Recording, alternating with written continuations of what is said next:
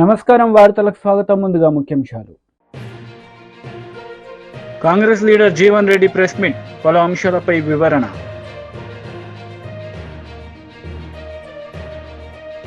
BRS leader press meet, పలు అంశాలపై వివరణ. బీఆర్ఎస్ లీడర్ మీడియా సమావేశం నిర్వహించారు. ఈ సందర్భంగా పలు అంశాలపై ఆయన మాట్లాడారు.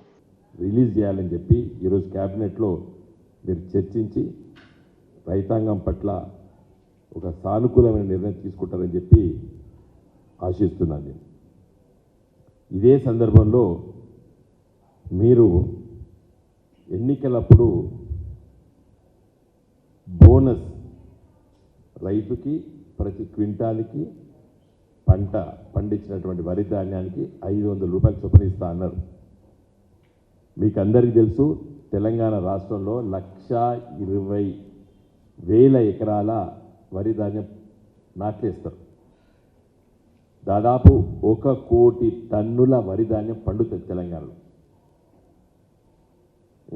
గత లెక్కలన్నీ కూడా గత 10 సంవత్సరాల నుంచి ఏ సంవత్సరం ఎంత పంట పండింది, ఖరీఫ్లు ఎంత పండింది, రబీలు ఎంత పండింది, లెక్కలందరికీ తెలుసు. మీకు తెలుసు, నాకు తెలుసు. అది వెబ్సైట్లో ఉన్నాయి. చూస్తే మనకు అర్థమైంది ఏంటంటే వర్షాకాలపు పంటలో మాత్రమే సన్నవడ్లు ఇస్తారు. యాసంగిలో సన్నపు వడ్లు నాటేయరు రైతులు. కారణం ఏంది? అది సన్నపు వడ్లు మరి నవంబర్లో, డిసెంబర్ మొదటి వారంలో, చివరి వారం వరకు నాట్లేస్తారు. పంట March, April, even May first వీక్లో వస్తుంది కోతలు. అప్పుడు తీవ్రమైన ఎండలు ఉంటాయి. 36, 37, 40 డిగ్రీ సెంటిగ్రేడ్ ఉంటుంది. ఆ వడ్లు పగిలిపోతాయి, సన్నపు వడ్లు. కాబట్టి రైతు యాసంగి పంట అంటే రబీలో సన్నపు వడ్లు నాటేయరు, కేవలం వర్షాకాలంలో ఇస్తారు. వేసింది కూడా ఎంత? చాలా తక్కువ. వర్షాకాలం అయితే 30 to 40% సన్నపు వడ్లు వేస్తారు, 60 to 70% దొడ్లు వడ్లు ఉంటాయి. ఇంకా యాసంగి, రబీలు అయితే 10% కూడా వేయరు. ఏది సన్నపు వడ్లు, 90% దొడ్డు వడ్లు వేస్తారు. మీకు తెలుసు, తెలంగాణ వ్యవసాయ విశ్వవిద్యాలయం ప్రొఫెసర్ జయశంకర్ గారి పేరు మీద ఉన్నటువంటి విశ్వవిద్యాలయం లోపల కొత్త కొత్త వంగడాలను తీసుకొచ్చారు. కూనారముని, జై శ్రీరామ్, తెలంగాణ మసూరి, ఇలాంటివన్నీ కూడా ఉన్నాయి. అవి ఎట్లా కేటగరైజ్ చేస్తారు? అవి దొడ్డ, సన్న అనేది ఇంతవరకు కొన్ని వడ్ల కొన్ని కేటగిరీస్ తేల్చలేదు. ఇంకా నెంబర్స్ ఉన్నాయి, అవన్నీ ఆ రకాలే. అదో పెద్ద కన్ఫ్యూజన్ ఉంది ఇప్పుడు. మీరు 500 రూపాయలు సన్నపు వడ్లకు మాత్రమే ఇస్తా అన్నదంటే ఎగ్గొట్టడానికి అన్నారు. మీరు కేవలము దాన్ని మీరు బోనస్ బోగస్ కోసం, బోనస్ బోగసే మీరు అట్లా ఆలోచిస్తే, చిత్తశుద్ధికి రైతుకి, నిజంగా పంట పండించినటువంటి రైతుకి మీరు బోనసే ఇవ్వదలుచుకుంటే మీరు ఈ కేటగరైజేషన్ చేయొద్దు. సన్నపు వడ్లు, దొడ్డు వడ్లు ఉండొద్దు. ఎందుకంటే తెలంగాణలో పండించేదే దొడ్డు వడ్లు. కారణం ఏంటంటే వాతావరణం. దీనిపైన నేను ప్రణాళిక సంఘం ఉపాధ్యక్షుడు ఉన్నప్పుడు మరి ఆనాటి మంత్రి నిరంజన్ రెడ్డి గారు, వ్యవసాయ శాఖ అధికారులు, సైంటిస్టులు అందరం కూర్చొని ఆలోచించడం. అసలు ఈ మనకు ఉన్నటువంటి వాతావరణం పట్టుకొని ఏదైనా రబీ అంటే యాసంగి పంట ప్రీపోన్ చేసుకోవచ్చా? కేసీఆర్ గారు చాలా సీరియస్గా ఆలోచించారు దీని మీద. చలికాలం నాటు వేసిన తర్వాత పెరగదు, చలికి పెరగదు. కాబట్టి లేట్ ప్లాంటేషన్ జరుగుతుంది. లేట్ ప్లాంటేషన్ అయ్యేసరికి ఇల్లు లేట్గా మార్చ్ ఎండింగ్, ఏప్రిల్, మేలో పోతుంది. పోయేసరికి ఎండ తీవ్రత అవుతుంది. కాబట్టే వడ్లు పగిలిపోయి నూకలవుతుంది. కాబట్టి దీన్ని ఏ విధంగా అరికట్టాలని చెప్పి రీసెర్చ్ చేయమని చెప్పి కూడా మరి ఆనాటి ప్రభుత్వము కేసీఆర్ గారి నాయకత్వాన నిరంజన్ రెడ్డి గారు, నేను ప్రణాళిక సంఘం ఉపాధ్యక్షుడిగా సైంటిస్టులతో చర్చించడం, జగిత్యాల, అదేవిధంగా మన కూనారం, మన agricultural Warangal research station and agricultural university Rajendra Nagar ఇలా డిస్కస్ చేసినాం. కాబట్టి మీ మనసు పెట్టండి, మనసు పెట్టి ఆలోచించాలి దీని మీద. ఊరికే గడబడి చేసి తిట్ల వర్షంతో సమస్య పరిష్కారం కాదు ఇది. తిట్ల వర్షంతో సమస్య పరిష్కారం కాదు, కొంచెం సీరియస్గా ఉండాలి దీని మీద. నేను అందుకే క్యాబినెట్లో కొంచెం మంచిగా డిస్కస్ చేసి ఈ వరి ధాన్యం ఇంత కొనాలి, ఎట్లా కొనాలి, రైతుకు పెట్టుబడి అంటే రైతు బంధు ఎప్పుడు ఇవ్వాలి అనేది చాలా ఇంపార్టెంట్. మీరు ఇచ్చినటువంటి మొదటిదానికి ఇచ్చేది. కాంగ్రెస్ నేతలు మీడియా సమావేశం నిర్వహించారు. ఈ సందర్భంగా పలు అంశాలపై వారు మాట్లాడారు. ముందు జరుగుండేదని చెప్పంటున్నాను. జాప్యం కావడానికి కారణం ఏదైతున్నదో ఒక విధంగా దీన్ని దేశంలో మత విద్వేషాలు ఎచ్చగొట్టబడే విధంగా రాజకీయ స్వార్థాన్ని మలుచుకునే ప్రయత్నం చేయడంతో ఈ అంశము ఇవాళ ఇంత తీవ్రతరమైందని చెప్పంటున్నాను. వీళ్ళ దేశంలో ఏదైతుందో ఒక ధార్మిక బోధన, ఒక ధార్మిక చింతన ప్రజానీకానికి కల్పింప చేయాలని ఆలోచన చేసింది రాజీవ్ గాంధీ గారు అని చెప్పంటున్నా. It was the Rajiv Gandhi when he was prime minister. వీళ్ళు మీకు దూరదర్శన్లో ఏదైతుందో రామాయణ మహాభారత్ సీరియల్స్ టెలికాస్ట్ చేయబడ్డది. ఎప్పుడు టెలికాస్ట్ చేయబడ్డది? వీళ్ళు Rajiv Gandhi was prime minister. వీళ్ళు రామాయణ మహాభారత్ ధార్మిక ఆలోచన విధానం సమాజానికి తెలియపబడే విధంగా, హిందూ ధార్మిక ఆలోచన విధానం సమాజం తెలియజెప్పబడే విధంగా ఏదైతుందో దూరదర్శన్లో టెలికాస్ట్ చేయబడ్డది. It was when Rajiv Gandhi was the prime minister. మీరు వాస్తవాలను వక్రీకరింప చేయబడే విధంగా, వాస్తవాలను కన్వరు చేయబడే విధంగా, ఇవాళ యాజ్ ఇఫ్ ఏదైతుందో బీజేపీ వచ్చిన తర్వాత, మోడీ గారు వచ్చిన తర్వాతనే రామ మందిర నిర్మాణానికి అంకురార్పణ జరిగింది. రామ మందిర నిర్మాణానికి అంకురార్పణ జరిగింది రాజీవ్ గాంధీ గారు ప్రధానమంత్రి ఉండగా.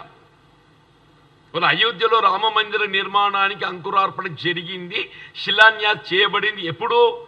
It was 1989 when Rajiv Gandhi was the prime minister. అప్పుడు I think Buta Singh was the union home minister. Buta Singh was union home minister. Buta Singh అందులో పాల్గొనకుండా చెప్పంటున్నాను నేను. ఈ అంశాలను వివాదాస్పదం చేయడానికి ప్రయత్నం చేస్తుంది భారతీయ జనతా పార్టీ అని చెప్పంటున్నాను. ఇవాళ ఏదైతుందో మళ్ళీ కాంగ్రెస్ గెలిస్తే రామ్ లల్లా టెంట్ కిందకి వస్తుంది. ఇదంతా ఏది నీ ఆలోచన? మరి మందిర నిర్మాణము, పూజలు అనేది ఏదైతుందో ఇది హిందువుల ధార్మిక ఆలోచన. ప్రతి ఒక్క హిందూ ఏదైతుందో హైందవ సాంప్రదాయం తప్పకుండా శ్రీరామచంద్ర ప్రభువుని ఏదైతుందో ఆరాధిస్తాడు. శ్రీరామచంద్ర ప్రభువును ఆరాధించడం అనేది ఏదైతుందో ఇది హైందవ సాంప్రదాయం అని చెప్పంటున్నా, హిందూ సాంప్రదాయం అని చెప్పంటున్నా. అది నువ్వు ఒక్కడివే దేవుని కొలుస్తున్నాడు భావిస్తే ఇట్లా అని చెప్పంటున్నా. మళ్ళీ సమాజంలో ఉన్న ప్రతి హిందూ ఏదైతుందో శ్రీరామచంద్ర మూర్తిని ఏదైతుందో ఒక ఆదర్శవంతమైనటువంటి ఒక దేవునిగా ఆరాధిస్తారని చెప్పంటూ నేను. ఇవాళ తండ్రి మాట జవదాటని కొడుకు కుమారుడు శ్రీరామచంద్ర ప్రభు, అన్నదమ్ములకు ఆదర్శంగా నిలిచేది శ్రీరామచంద్ర ప్రభు అని చెప్పంటూ నేను. ఏకపత్ని వ్రతుడు ఏదైతుందో శ్రీరామచంద్ర ప్రభు అని చెప్పంటూ నేను. వీళ్ళ పాలనలో ఏదైతుందో ఒక ప్రజాస్వామ్య పాలన, ప్రజాభిప్రాయానికి విలువనిచ్చింది శ్రీరామచంద్ర ప్రభు అని చెప్పంటున్నా. ప్రజాభిప్రాయానికి విలువనిచ్చి ప్రజాభిప్రాయానికి అనుగుణంగా పాలన చేసింది శ్రీరామచంద్ర ప్రభు అని చెప్పంటున్నా నేను. అటువంటి శ్రీరామచంద్ర ప్రభు పాలనను రాజీవ్ గాంధీ గారు ఏదైతుందో అలా ఆదర్శంగా తీసుకున్నాడు. రాజీవ్ గాంధీ గారు ఆదర్శంగా తీసుకున్నాడని చెప్పంటున్నా నేను. Just you go back to his speeches 1989. ఆయన ఏదైతుందో మీకు ఆయన ధార్మిక ఆలోచన ఇవాళకి కాదు, దూరదర్శన్ అయితే ఇవ్వాలి కాదు కదా.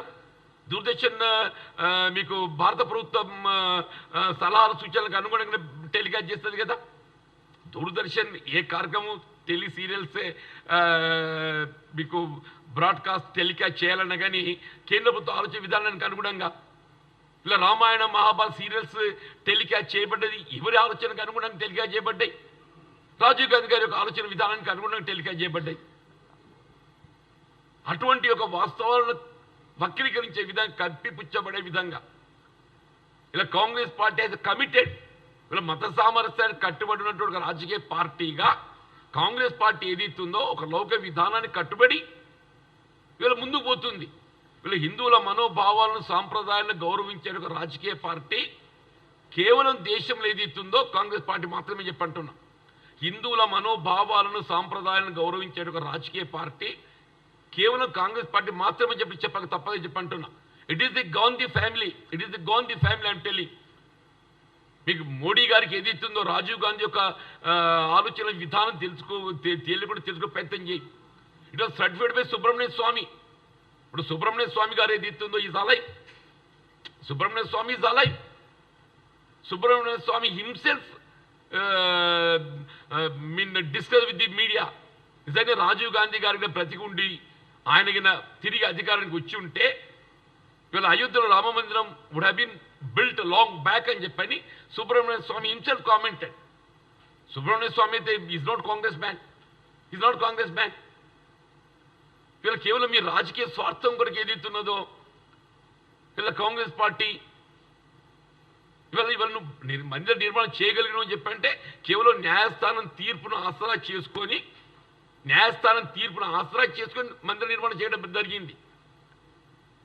ఇవాళ అయోధ్యలో రామ మందిర నిర్మాణం చేయటానికి మూలం న్యాయస్థానం తీర్పు. ఆనాడైనా ఈనాడైనా రాజీవ్ గాంధీ గారు ఏదైతుందో అయోధ్యలో రామ మందిరం రామ్లల్లా దర్శనానికి అనుమతి ఇవ్వడానికి నిర్ణయం తీసుకున్నది న్యాయస్థానం తీర్పులకు అనుగుణంగా. ఆనాడు దానికి అనుగుణంగానే శిలాన్యాసకు అనుమతి ఇవ్వడం జరిగింది. ఇవాళ మళ్ళీ టీడీపీ పోలిట్ బ్యూరో సభ్యులు వర్ల రామయ్య మీడియా సమావేశం నిర్వహించారు. ఈ సందర్భంగా సీఎం జగన్ రెడ్డిపై మండిపడ్డారు. ఎలక్షన్ కమిషన్ డీజీ గారు ప్రపోజ్ చేసిన ప్రతిపాదనలన్నీ అంగీకరిస్తూ వాళ్ళ మీద చర్యలు తీసుకున్నారు. ఇప్పుడు తప్పెవరిది? జగన్మోహన్ రెడ్డి గారు. గతంలో ఒకే రోజు డీజీపీని, చీఫ్ సెక్రటరీని, ఇంటెలిజెన్స్ డీజీని, పలువురు ఎస్పీలని 2019లో ట్రాన్స్ఫర్లు చేస్తే ఆ పదవుల నుంచి తొలగిస్తే అబ్బో ఎలక్షన్ కమిషన్ బ్రహ్మాండంగా చేస్తుందన్న జగన్మోహన్ రెడ్డి గారు ఈ రోజున ఒక టెయింటెడ్ ఆఫీసర్స్ కొంతమందిని తొలగిస్తే ఎన్నికల కమిషన్ మీద దాడి చేస్తారా? ఇది న్యాయమా? మీ అధికారులు కాదా కారణం ఈ అరాచకానికి? అసలు మీరు ఇచ్చిన పోస్టింగ్స్ ఏంటి? ఇప్పుడు ఒకటి అరెస్ట్ చేశారు, సస్పెండ్ చేశారు కొంతమంది అధికారులని. ఇందులో సగం మంది మీ వాళ్ళేనండి. కులం పేరు చెప్పడానికి నేను చాలా బాధపడుతున్నాను. మీరు రైడ్ చేశారు కనుక, మీరు నర్సరావుపేట ఎస్పీ కులం గురించి మీరు మాట్లాడారు కనుక నేను మాట్లాడుతున్నా. కులం గురించి మాట్లాడటం మా పార్టీ నైజం కాదు, మా పార్టీ పద్ధతి కాదు. సస్పెండ్ అయిన ఈ పనికిరాని అధికారులుగా లిస్టు కాబడిన 12 మందిలో 6 మీ కులం వాళ్ళే. ఇప్పుడేం సమాధానం చెబుతావు జగన్మోహన్ రెడ్డి గారు? కులాల గురించి మీరు ఎలుగెత్తిన మాట్లాడినట్టుగా, అబద్ధాలు అసత్యాలు మాట్లాడినట్టుగా ఎవరన్నా గతంలో మాట్లాడారా? 2 డిఎస్పీలని కమ్మారినేస్తానండి. తమ్ముడు ఇటు చూడమ్మా, ప్రెస్ సోదరుడు, 2 కమ్మారిని డిఎస్పీలను వేస్తే 33 కమ్మారు, 33 కమ్మవాళ్ళని వేసుకున్న చంద్రబాబు అని చెప్పి మీరు ఎంత ప్రచారం చేశారండి, ఎంత గగ్గోలు పెట్టారండి. అదే మీరు ముఖ్యమంత్రిగా మీ శాసనసభలో 2 కమ్మారు డిఎస్పీలు అని చెప్పారు మీరు సభానాయకుడిగా ఉన్నప్పుడు. ఎంత సిగ్గుచేటు! దీనికి ఏమి సమాధానం చెబుతారు? అందుకే నేను అన్నాను, దొంగ అని అరుస్తున్నది మీకు బాగా సూట్ అవుతుంది జగన్మోహన్ రెడ్డి గారు. ఈ తొలగించిన అధికారులందరూ ఏం చేస్తున్నారండి? వీళ్ళ బతుకులు ఎవరికి తెలియవండి? డీజీపీ రాజేంద్రనాథ్ రెడ్డి గారు ఎక్కడ కూర్చుంటున్నారండి? పిఎస్ఆర్ ఆంజనేయులు గారు ఇంటెలిజెన్స్ అడిషనల్ డీజీ ఎక్కడ కూర్చుంటున్నారండి? కొల్లి రఘురామరెడ్డి గారు ఎక్కడ కూర్చుంటున్నారండి? ధనుంజయ రెడ్డి గారు, సిఎస్ గారు, రాజేంద్రనాథ్ రెడ్డి గారు, కొల్లి రఘురామరెడ్డి గారు, సీతారామాంజనేయులు అందరూ ఒక చోట కూర్చొని వీరంతా పోలింగ్ రోజున మీరందరూ ఎక్కడున్నారు చెప్పగలరా? రాజేంద్రనాథ్ రెడ్డి గారు మీరు చెప్పగలరా పోలింగ్ రోజున మీరు ఎక్కడున్నారు? సీతారామాంజనేయులు గారు ఎక్కడున్నారు? మీ విధి నిర్వహణలో ఉన్నారా? మీరందరూ కూర్చొని కింది అధికారులతో మీరు మాట్లాడలేదా? మీరు డైరెక్షన్స్ ఇవ్వలేదా? మీ కాల్ డేటా ఇవ్వడానికి సిద్ధమా మీరు? నేను అడుగుతున్నా ఈ రోజున చీఫ్ సెక్రటరీ గారిని, జవహర్ రెడ్డి గారిని నేను అడుగుతున్నా, మీకు చిత్తశుద్ధి ఉంటే వీళ్ళ కాల్ డేటాస్ వెరిఫై చేయించండి. డీజీపీ గారిని నేను అడుగుతున్నా, మీకు చిత్తశుద్ధి ఉంటే సీతారామాంజనేయులు, కొల్లి రఘురామరెడ్డి, డీజీ రాజేంద్రనాథ్ రెడ్డి గారు వీళ్ళ కాల్ డేటాస్ వెరిఫై చేయండి. పోలింగ్ రోజున ఎంతమంది అధికారులతో వీళ్ళు మాట్లాడారు? What made them to talk to them? కింద అధికారులతో ఎందుకు మాట్లాడు? ఏసీబీ డీజీపీ అసలు ఎందుకు మాట్లాడతాడు? రాజేంద్రనాథ్ రెడ్డి ఏసీబీ డీజీ అండి. ఏసీ అవినీతి పనులు పట్టుకునేదేం లేదు. ఆ రోజున ఎలక్షన్ రోజున లంచాలు తీసుకున్న అధికారులు కూడా ఆ రోజు ఎవరు వాళ్ళు పోలింగ్లో బిజీగా ఉంటారు. ఆ రోజున మీరు ఎంతమంది అధికారులతో మాట్లాడారు? అంటే మీ అధికారాన్ని అడ్డుపెట్టుకొని క్రింది స్థాయి అధికారులను బెదిరించారా? వైఎస్ఆర్ పార్టీకి అనుకూలంగా చేయమని ఇన్స్ట్రక్షన్స్ ఇచ్చారా? లేకపోతే మీ అధికారాన్ని ఉపయోగించి వాళ్ళని ఇబ్బంది పెడతామని బెదిరించారా?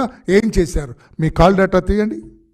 మీకు ధైర్యం అంటే మీ కాల్ డేటా బయట పెట్టమని చెప్పి కూడా నేను అడుగుతున్నాను. నేను ఇంత నలుపు మీ దగ్గర పెట్టుకొని ఎలక్షన్ కమిషన్ మీద పడాలని చూడటం ఎంతవరకు న్యాయం అని చెప్పి కూడా నేను అడుగుతున్నా. ఈ అరాచకాలన్నిటికీ కారణం వైఎస్ఆర్ కాంగ్రెస్ పార్టీ, జగన్మోహన్ రెడ్డి గారు. మీరు మీ అధికార దాహం కారణం, మీ అవినీతి సామ్రాజ్యం కారణం, మీ నేర చరిత్ర కారణం, మీ రక్త చరిత్ర కారణం. లేకపోతే ఇన్నాక చేయాలంటే మాచర్లలో వేర్ ఈజ్ అవర్ ఎమ్మెల్యే? ఈ రోజున ఎక్కడున్నాడు ఎమ్మెల్యే? పిన్నెల్లి రామకృష్ణారెడ్డి గారు ఎక్కడున్నాడండి? అతను తమ్ముడు వెంకట్రామరెడ్డి వేర్ ఈజ్ హి? వీళ్ళిద్దరిని హౌస్ అరెస్ట్ చేస్తే పోలీసులు కళ్ళు కప్పి పారిపోయారు. పారిపోయి ఎక్కడికి వచ్చారు? They have come down to CMO's office, chief minister ఆఫీస్కి వచ్చారు. బీజేపీ లీడర్ మీడియా సమావేశం నిర్వహించారు. ఈ సందర్భంగా పలు అంశాలపై ఆయన మాట్లాడారు. చెప్పాము మేనిఫెస్టోలో మీరు సన్నవడ్లు దొడ్డు వడ్లు అని చెప్పలేదు. ప్రతి క్వింటాల్కి మీరు 500 రూపాయలు బోనస్ ఇస్తామన్నారు. మరి ఇప్పుడేమో లీక్ ఇచ్చారు, సన్నవడ్లు అని చెప్పి లీక్ ఇచ్చారు. అది మంచిది కాదు. మరి ఖచ్చితంగా దీంట్లో కూడా రిప్రజెంటేషన్లో కూడా మెన్షన్ చేశాం. మీరు వడ్లకు 500 రూపాయలు బోనస్ ఇస్తామన్న మాదిరిగానే 500 రూపాయలు వడ్లకు బోనస్ ఇవ్వాల్సిందిగా కూడా డిమాండ్ చేశాం. అది రిప్రజెంటేషన్లో కూడా రాయడం జరిగింది. మరి వారే చాలాసార్లు ఆగస్ట్ 15th అని చెప్పారు కదా. మరి ఆగస్ట్ 15th వరకు వెయిట్ చేయాలి కదా.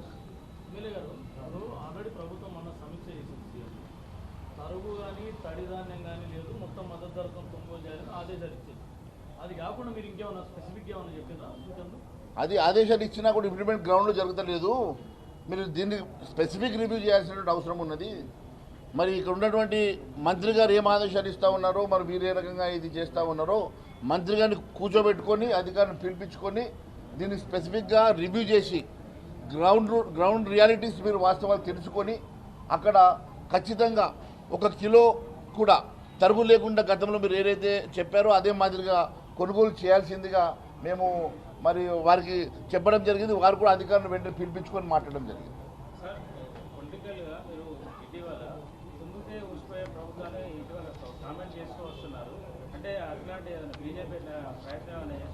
భారతీయ జనతా పార్టీ ఎప్పుడు కూడా ఇటువంటి వాటిల్లో ఇన్వాల్వ్ కాదు. అలాంటి అవసరం మాకు లేదు. ఈ రాష్ట్రంలో ఈ దేశంలో అత్యధిక రాష్ట్రాల్లో ముఖ్యమంత్రి ఉన్నటువంటి 10 సంవత్సరాలు మచ్చలేక కుంభకోణాల తావు లేకుండా 10 సంవత్సరాలు ఈ దేశాన్ని ఏలుతున్నటువంటి భారతీయ జనతా పార్టీ రాబోయే 3వ సారి మళ్ళీ మోడీ గారి ప్రధానమంత్రి అవుతున్నటువంటి సందర్భంగా ఎప్పుడైనా గుర్తుపెట్టుకోండి, ఏ రాష్ట్రంలో కూడా భారతీయ జనతా పార్టీ అన్డెమోక్రటికల్గా ఆలోచన చేయదు. మీరు కొట్లాడుకొని మీరు ఊసిపోతే మేమేం చేయాలా? మీరేమన్నా మీ మధ్యలో ఏమన్నా గొడవలు పెట్టుకొని మీ మధ్యలో సఖ్యతలు లేక మీరు కొట్లాడుకొని మీరు ప్రభుత్వాన్ని పోగొట్టుకున్నా దానికి మేమెట్లా బాధ్యత అవుతాం?